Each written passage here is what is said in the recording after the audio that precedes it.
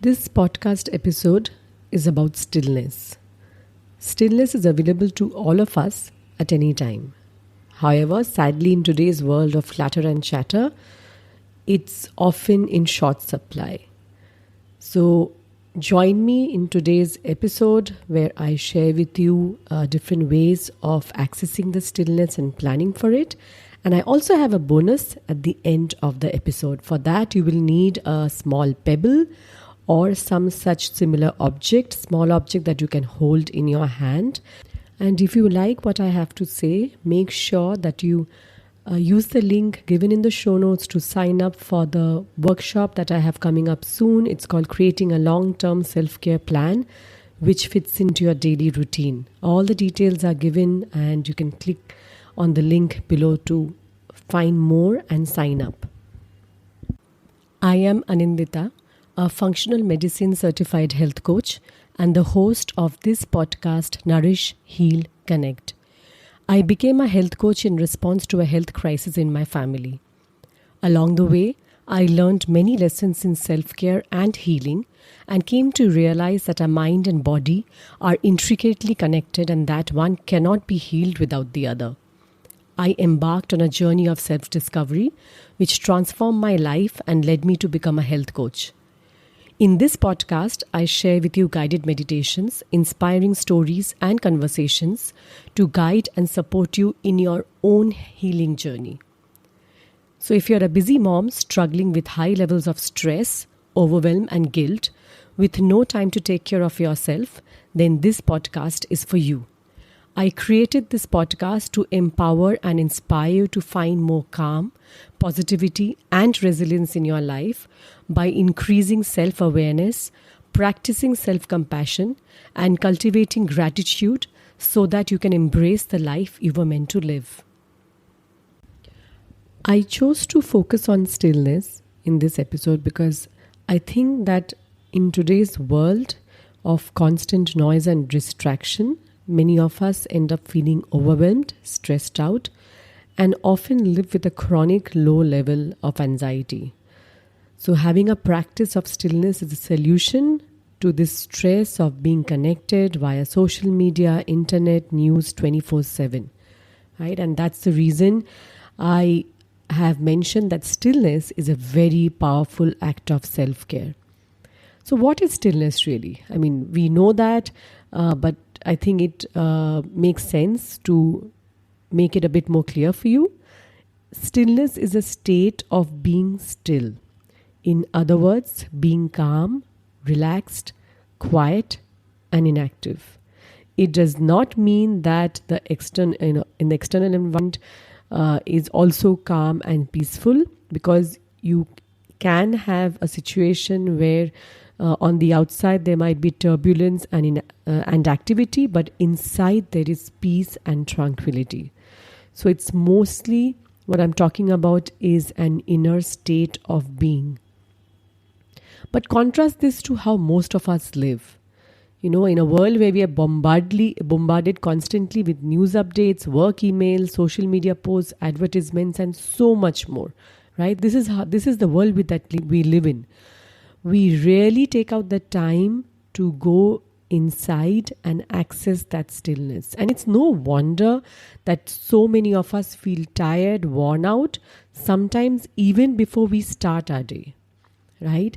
And again, as social beings, we all need to be connected to other fellow human beings. And that can sometimes mean through online channels. So technology, social media are amazing platforms to remain connected to our loved ones, to our family members, and to the rest of the world, to work in a professional capacity, right? Use it for our personal needs and to feel safe and to thrive. At the same time, we also need to balance this and find ways to spend some time in quiet calm, right? And this is required in order for us to reconnect with ourselves and feel replenished. And this is something I think that is getting shortchanged in today's hyper-connected world, right? We are also connected all of the time that we are not taking out time for stillness. And believe me, stillness does not happen accidentally. You will need to make it a part of your life by carving out time and space for it.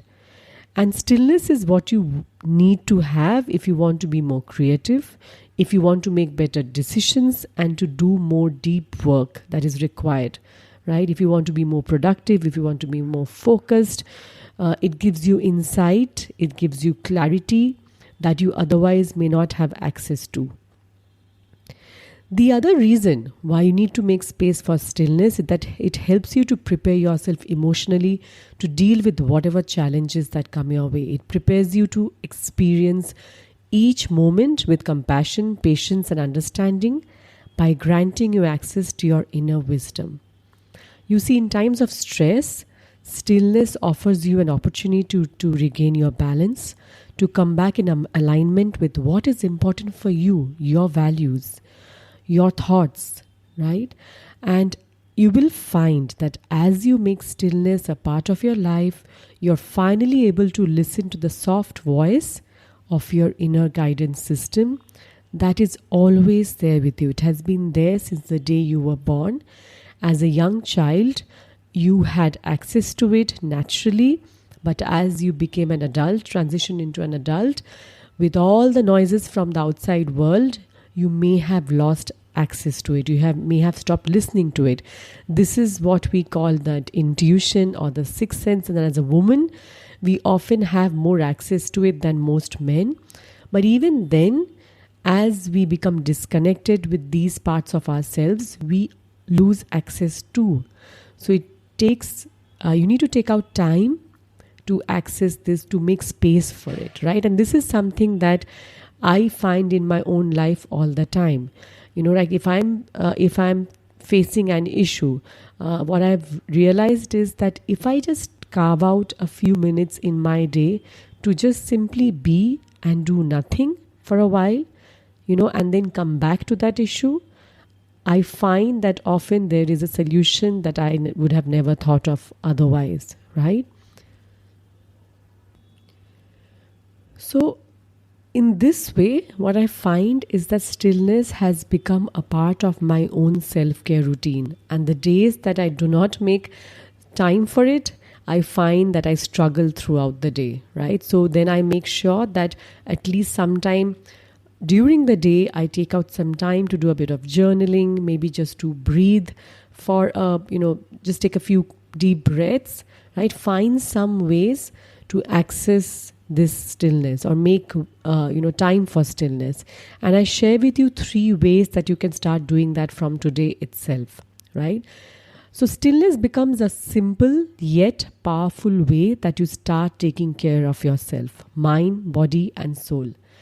And yet, as I mentioned earlier, stillness can't happen accidentally. You must make time for it. So here I'm sharing with you 3 simple ways of doing just that. And I have taken it from this amazing book called Stillness is the Key by Ryan Holiday. Do check out the book. It's available on Amazon if you haven't heard of it.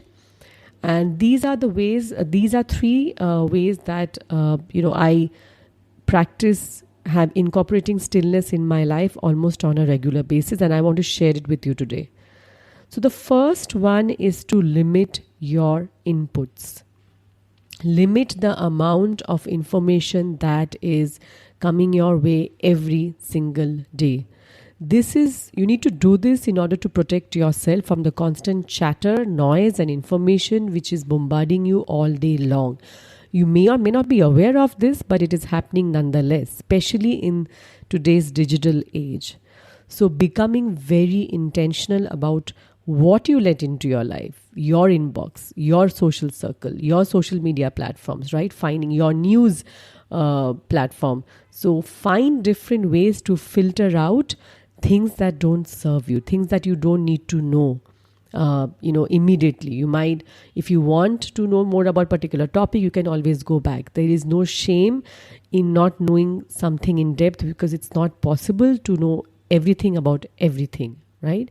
So find ways to filter out junk media as well, just the way that you might be doing with junk food. We don't think about media as junk, things that don't serve us, but we do think about that as food. So I want you to think about media in the same way. Become much more intentional than you are today.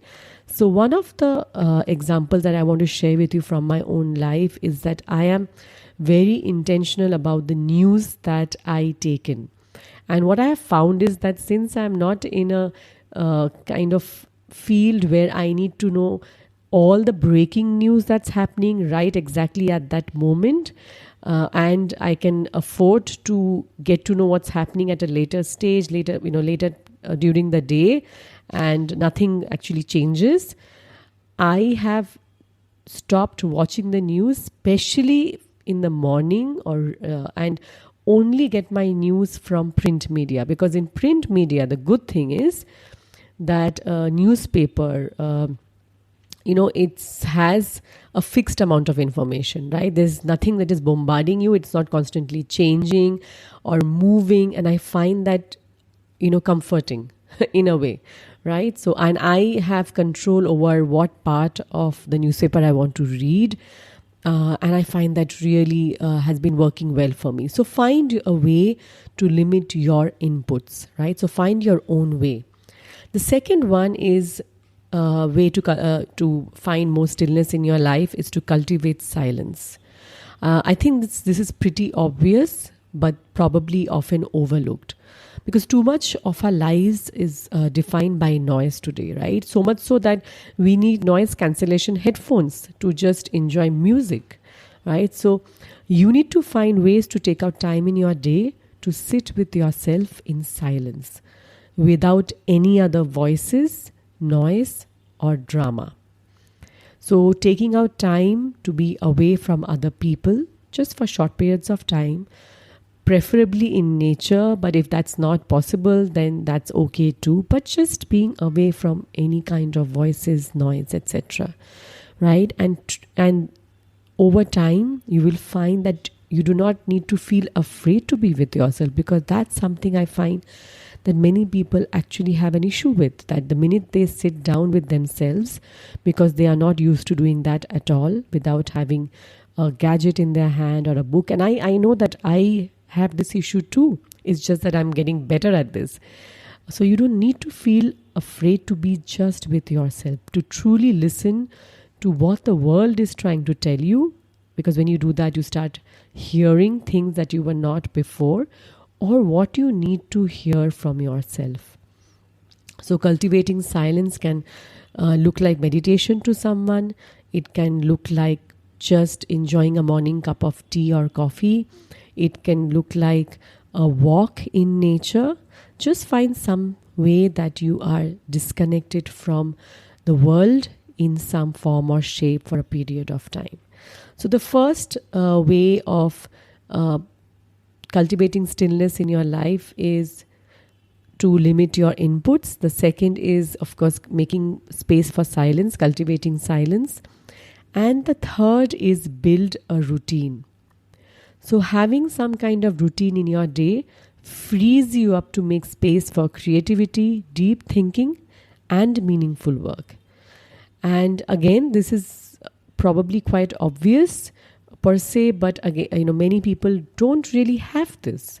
And creating a routine and sticking to it over a period of time makes it also some kind of ritual. And I find that this is something that I used to struggle with. I mean, of course, I had routines by default, right? When I woke up in the morning, I brush my teeth. That's something that I've had since childhood. But I hadn't really paid attention to what changes I needed to make into my routine, what I needed to add, what I needed to remove, as my life evolved, as I grew as a person, right? So becoming more intentional about what I want my routine to look like, what is working, what is not working, what I want to tweak. And what happens is that, and what has happened for me definitely is that once I have put a routine starting from my morning routine, ending the day, especially these two routines, morning routines and evening routine. Bookending your day with some kind of routine has been really helpful, has helped me to become much more productive because it frees up my mind, it frees up my brain, right? So it offers you an opportunity for your mind to be free of distracting thoughts and your body to be at rest so that you can focus on what is important to you. So for me, what it looks like is in the morning, I have a kind of a morning routine where I usually work out 3 times a week, 3 to 4 times a week, not more than that. Or I step down into the garden in my residence complex when I can. That's not been happening too much lately because of online schooling, etc. But I don't want to get into that today. But having some kind of morning routine and also maybe just 10 minutes of sitting with myself, doing some kind of breathing, maybe a meditation, guided meditation, having decided what clothes to wear, what is a breakfast menu. So these are all part of my morning routine. And similarly at night, I usually decide what I want to wear the next day, which exercise I'm planning to do the next day. Sometimes I keep the tab open on my computer. So small ways of sort of freeing up my mind so that I don't have to think about all this the minute I wake up, right? What is the breakfast menu? What is the lunch menu? So these are routines that can help us automate and outsource parts of our lives which are not that important at that point in time. And these are repetitive, so it helps us to free us up to focus on what is truly important to us at that moment, which might be your children in front of you, your loved ones at that point in time, or something that you want to do for yourself, right? So the 3 ways that I have shared with you in this episode of planning for stillness is first, limit your inputs, which is basically find ways to protect yourself from the constant chatter, noise and information. For example, filtering out junk media. The second is to cultivate silence, which means that take out time in your day to sit with yourself in silence without any other voices, noise or drama. And the third is to build some kind of routine which can help you to automate and outsource part of your life which are not that important. But I want to end today's episode with a bonus guided pebble meditation. It's something that I use with my coaching clients all the time, and it's a beautiful way of accessing the inner stillness whenever you're feeling a bit frayed or a bit overwhelmed, and you can do it at any time during the day and at any point, it doesn't take much time. So let's get started. For this, as I mentioned before, you will need a small pebble or a stone. Any color shape will do, something that you can hold in your hand. If you don't have that, then you can get hold of any small object that you can hold in your hand. Any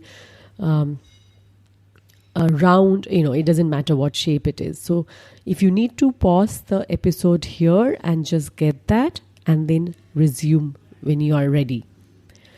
So what we're going to be doing in this guided visualization is that we're going to use our imagination to find a way to reach the inner stillness deep inside ourselves. So I want you to pick up the pebble and place it on the palm of your hand. And I want you to close your eyes and feel the pebble or the object for a couple of breaths. I'll refer to it as the pebble. It doesn't matter what you have in your hand. Just feel the pebble and see what comes up for you. Is it warm? Is it cool? Is it cold? Is it rough? Is the texture smooth or rough? Right? Just notice it as you hold the pebble in your hand. And remember that anytime your mind wanders off somewhere during this practice, that's completely normal. So just follow your breath again back to the image or sound of my voice. Now let's start the practice. Continue to hold the pebble in your hand and sit up straight like a queen, tall as a mountain, with your back straight and your feet flat on the ground or crossed in front of you if you're sitting on the floor. If you're comfortable, close your eyes or half close your eyes and take 3 deep breaths. I find that closing your eyes helps you to visualize this much better for this particular meditation. Now, I want you to imagine a beautiful lake in a place which enjoys 4 seasons: summer, monsoon, autumn, and winter. This can be a lake that you have seen or visited, or one that you have seen in a picture or a movie. Take the next few breaths to visualize this place.